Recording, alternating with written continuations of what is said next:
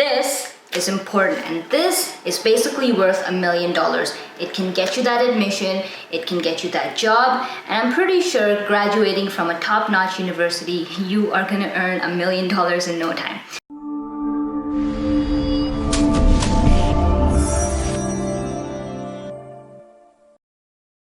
Alright, what's going on guys? Welcome back to a brand new video, and today I have something that's just going to literally blow your mind. I have come across so many students that just don't know this, and I guess you can kind of like call it an inside trick if you want. Don't worry, it's nothing that you're not supposed to do. It's just something that a lot of students, especially international students, have absolutely no idea about, and something that can really help you get admission, get internships, extracurricular activities, and really good look on your profile, as well as help you develop a skill set that you need to excel in your career. So today we're going to talk about the importance of writing emails to professors, when you should be doing it, how you should be doing it, and what's in it for you. So let's get started. Let's talk about why you should do this. A lot of professors in universities in the United States as well as Canada run labs. Now in these labs, what they do essentially is some sort of research work. If the professor is a professor of physics, he'll probably or she'll probably likely have a lab where they're doing some sort of research work in that area of expertise. That means that that lab has PhD students, master's students, as well as undergraduate students. And more likely than not, these labs are something that have their own websites, and they're very easily searchable online under the university's main website. So if you go check these out, you'll be able to see the different types of labs that are just spread across the entire university, and this ranges from fields like computer science, biomedical engineering, a chemistry degree, an MBA degree, anything that you can think of, whether it's an undergraduate degree, a master's degree, or even a PhD degree. Now, what international students forget is that reaching out to a professor whose research you're genuinely interested in, he or she is likely to give you a position in their lab. What this does is it can give you a push that you need for your application process to get accepted into that university if that professor directly recommends you. Just think about it, a professor from Cornell, Harvard, Johns Hopkins, wherever you want to go, recommending and going to the admissions board and being like, hey, I want to take this guy or I want to take her in my lab, and that would really give your application that nudge that you need to get accepted. And not to mention, imagine the absolutely fantastic research opportunity to actually study and learn in cutting-edge research that you'll be able to work a part of for your 4 years of undergrad, 2 years of master's, or a couple more years of PhD. It's just mind-blowing. Now, ever since I personally was a kid, I've never been one of like the smartest people in class. I wasn't someone who got 99.9% in school or 100% in math. I was not that kid. But I was the type of person who would kind of think of these out-of-the-box ideas, you know, excel and kind of play sports and have all of these like all-around extracurricular activities. And what I'm trying to like say here, and it's pretty evident from literally all my other videos, is that you don't need to have that 100% to get into a really good university. What you need to have is a really good profile. This includes extracurricular activities. What kind of community and society work are you doing? Volunteering activities, what kind of internships and industry exposure, or what effort have you taken outside of school to work on the skills that you're interested in pursuing a career. Now all this, imagine just bucketing all this together and being able to tick mark everything, as well as learning from the best minds in the world if you could get an internship under a professor in a lab. It's just fantastic. So that kind of covers the importance of why you need to do this. Now, how do you do this? I'm going to break this down into 3 very easy steps. Step 1 is finding the important people.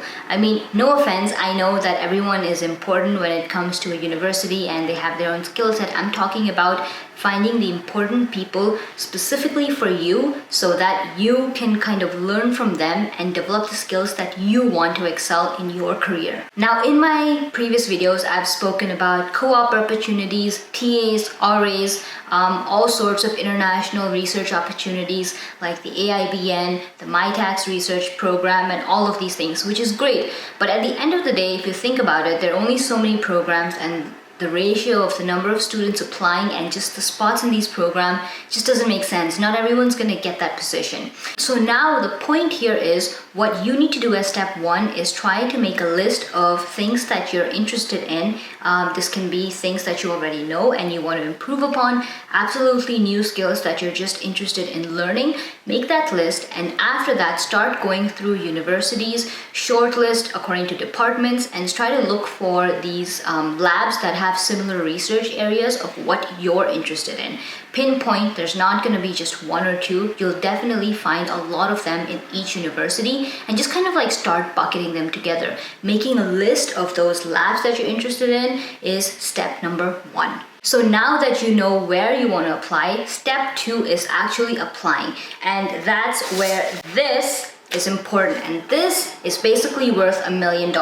It can get you that admission, it can get you that job, and I'm pretty sure graduating from a top-notch university, you are gonna earn $1 million in no time.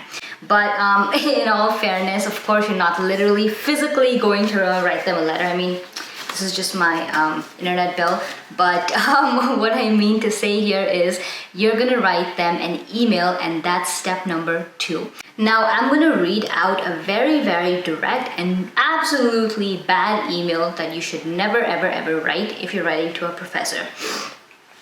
Let's say you're writing to a professor named Joe. So the email would go like, "Hi Joe, my name is Saloni and I'm a major in biomedical engineering. Is there any space in your lab for an undergraduate student? If so, what's the pay rate? Thanks, Saloni." Oh my god, like, I just don't even want to start with a number of things that are wrong with this email. It's just so cutthroat and selfish, and not at all coming off as someone who's willing to learn. Rather, it's coming off as someone who's greedy and just wants to spend some time in the lab so that they can just get some money. And trust me, this is not the most appealing thing. Think about it. If I was a professor, I would never take this student in my lab, and that's where you have to kind of work on crafting that email. Now, I'm going to give you a couple of tips. When you're actually writing the email, one, try to include a little introduction of who you are and why you're interested in that specific lab. It can be something where you're trying to relate a theoretical course and give a reason that you really want to explore the practical applications of that course through this lab. You can talk about how you're interested in expanding your skill set, and at the same time, you really want to show them that you've gone out of your way and actually studied a little bit about the work that's going on in that professor's lab. That impresses the person who's reading your email, and it just comes off as, okay, maybe this student has taken the time and actually gone through a couple of the published papers in our lab, and that is what's appealing. So now I'm going to read you a second email, which is more or less, according to me, a perfect email to send to a professor. Again, let's say we're talking to a professor named Joe. Step one would be, please respectfully address them with a title. It can be Mr., Mrs., or Doctor, and followed by their last name. It's respectable and it comes off really well. So we can start off with, "Hi, Dr. Smith. My name is Saloni Verma, and I'm a second-year biology major at Cornell. In my introductory and upper-level coursework, I've decided a passion for science and am extremely interested in pursuing independent research as an undergraduate student. An extensive research experience will greatly help me consolidate my future career choice. I'm highly interested in the molecular biology of stem cells. Recently, I read your 2011 paper on the role of microRNAs in the differentiation of muscle stem cells and became fascinated by your work. In particular, I would love to start working on a long-term project in your lab beginning this summer. Would you be available to virtually meet sometime this week to discuss this research opportunity further? I'd be happy to volunteer in your lab for a few weeks before we commit to anything to see if this is a good match. My transcript and my resume are attached in case you're interested. I look forward to hearing from you. Thank you, Saloni Verma. Now, do you understand what I'm getting at? This email is perfectly crafted. It has all the information the professor would need in case he's interested without kind of like shoving it into their face. It doesn't come off as greedy. I had absolutely no talks of the pay rate. I expressed how I would like to volunteer, which comes off as the student actually wanting to learn rather than just interested in the money. And that's what you need to focus on. These sort of research opportunities and internships are a great place for you to actually learn. So trying to make money off of them shouldn't be your first goal. So that brings us to our third step, which is making the first impression. Now, given the current circumstances, there's likely a chance that this is going to happen virtually, and you'll probably be invited over a Skype or a Zoom meeting where they'll get to know you a little bit more and be interested in why you want to come into their lab and how you'll be a good fit for them. So what are the kind of things that you should keep in mind for that? The very first thing and the foremost thing, oh my God, do not oversleep. Don't be late in your virtual interview. I know that most of you, myself included, for a little while, got really comfy at home and we're in the habit of waking up at 10 and 11 a.m. So being late on your virtual interview is a huge red flag, and that's just a very bad first impression. So that's tip number one, just don't be late. The second thing I'd like to say is pick a very neutral background. If you live with roommates or your parents or someone else, let them know that you have an interview, and I'm pretty sure they'll be open to kind of not making too much noise for the 20 or 30 minutes that interview session is going on. And make sure you don't have a lot of noise in the background. Like, people shouldn't be running around behind you while you're talking, because that's just going to distract the professor who's actually interested in knowing a lot more about you.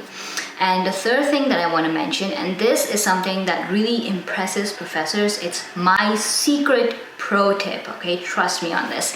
Even if they have not asked for it, have a presentation ready of a couple slides that describes your resume in detail. This is going to impress them just so much. It shows that you've taken the effort to prepare for that interview, and just effort and proactiveness these are just qualities that impress anyone who's willing to hire you. It shows that you're motivated as an individual, that you're willing and you're genuinely interested in coming there to work. So just have a couple slides. If you're a master's or a PhD student, talk about your research that you've done.